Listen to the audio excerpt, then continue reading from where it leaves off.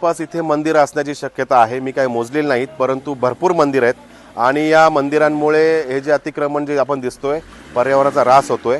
आता सध्या किती मंदिरं तोडलेत ही मी सांगू शकत नाही, पण देवनारायण मंदिर आहे, इथे अमाज माता मंदिर आहे। आता इथे आपण दुर्गा माता चॅरिटेबल ट्रस्ट आहे। लोक काय करतात की एक चॅरिटेबल ट्रस्ट रजिस्टर करतात, त्या नावाखाली मग मंदिराचं ढापण्याचं काम करतात।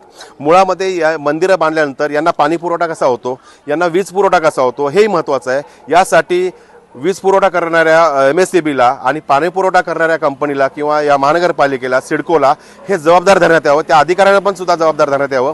म्हणजे हे भूमाफिया तर आहेतच त्याच्या जबाबदार, परंतु त्यांना पाठिंबा देणाऱ्या अधिकाऱ्यांना सुद्धा कारवाई केली पाहिजे, ही माझी प्रामुख्याने मागणी आहे। किती वर्षांपासून हे मंदिर या ठिकाणी आहेत आणि कारवाई अद्यापही काय झाली ना, आता का सिडकोला जाग आलेली आहे? बऱ्याच वेळा इथे थातूरमातूर कारवाया केल्या जातात किंवा त्या कारवाया दाखवल्या जातात। त्या कारवाई करत असताना छोटीशी कारवाई करायची आणि फार मोठा गाजावाजा करायचा, आणि बरीच वर्षापासून जवळजवळ 15 वर्षामध्ये हे अतिक्रमणाचं प्रमाण जास्त वाढलेलं आहे। याने एकाने केलं की दुसऱ्याने तिकडे जाऊन लगेच त्याच्या बाजूची जागा बळकवायची, तिथे मंदिर बांधायचं, हा प्रकार राजरोसपणे इथे सुरू आहे। तुमचं नाव? माझं नाव दत्ता उत्तम माने, मी CBD मध्येच राहतो। गेली एक गरजेचं होतं, कारण यापूर्वी जेव्हा जेव्हा मंदिराची बांधकामं सुरू होती आणि जेव्हा जेव्हा मंदिरं ही अनधिकृतपणे बांधली जात होती किंवा बांधलेली आहेत, त्याच्या विरोधात आम्ही नागरिक म्हणून आणि सेव्ह बेलापूर हिल्सच्या माध्यमातून तसेच नागरिक सहायता समितीच्या माध्यमातून मी स्वतः याचा खूप पाठपुरावा केला होता।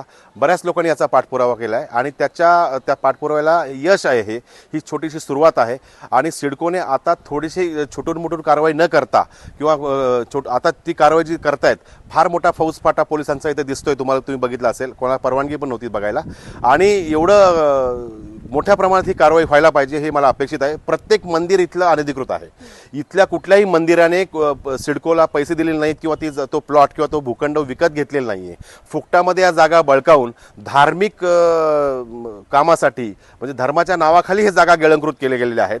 याचा त्रास इथल्या समस्त नागरिकांना होतोय। इथली वनसंपदा नष्ट होते, इथले वन्यजीवांना त्रास आहे। रात्री इथे भजन कीर्तनाच्या नावाखाली जोरजोरात गोंधळ सुरू असतो, अगदी 2-2, 3-3 वाजेपर्यंत गोंधळ सुरू असतो।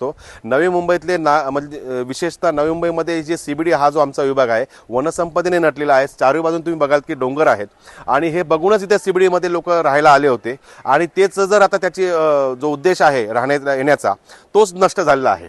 त्यामुळे ही कारवाई होणं फार गरजेचं आहे। अजून बऱ्याच ठिकाणी आपल्याकडे एक डॅम आहे, त्या डॅमच्या ठिकाणी सुद्धा बरीच अनधिकृत मंदिरं इथे बांधली गेलेली आहेत आणि बहुतेक परप्रांतीयांनी ही मंदिरं घशात घातलेली आहेत, आणि ही घशात घालत असताना प्रशासन काय करत होतं हा मोठा प्रश्न आहे। जर आम्ही नागरिक म्हणून त्यांना पाठपुरावा करत होतो तरी सुद्धा त्यांनी आम्हाला म्हणजे तेवढा रिस्पॉन्स नव्हता दिला, परंतु आता छोटीशी सुरुवात का होईना पण ही सुरुवात झालेली आहे, त्याचं कौतुक करावं तेवढं थोडंच आहे। आणि माझी तर स्वतःला व्यक्तिशाही मागणी आहे की त्यांनी हे कारवाई कंटिन्यूस करावी आणि इथले एकही जागा अशी शिल्लक ठेवू नये, आणि पूर्वी जसा डोंगर होता तसा त्यांनी करून द्यावा, आणि ज्यांनी ही मंदिरं बळकावलेली आहेत त्यांच्यावर कायदेशीर कारवाई करावी, त्यांच्यावर गुन्हे दाखल करावेत, खटले दाखल करावेत। जवळपास किती मंदिर